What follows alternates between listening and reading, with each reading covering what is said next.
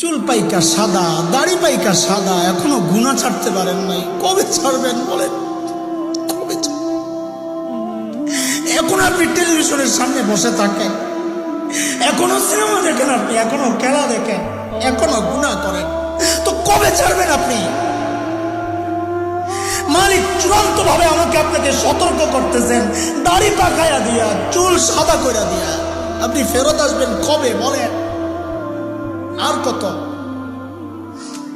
আর কত? ও বাবা বলেন না, আর কত, আর কত বাইরে করবেন? মালিক ডাকে ডাকে ডাকে, আয় না আয়।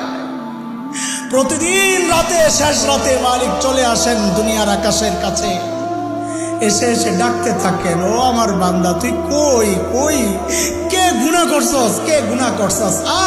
কি মালিক, কি মালিক! দুনিয়ার মানুষ অপরাধীকে খুঁজে শাস্তি দেওয়ার জন্য, আমি এমন এক মালিক পাইছি যে মালিক অপরাধীকে খুঁজে মাফ করার জন্য।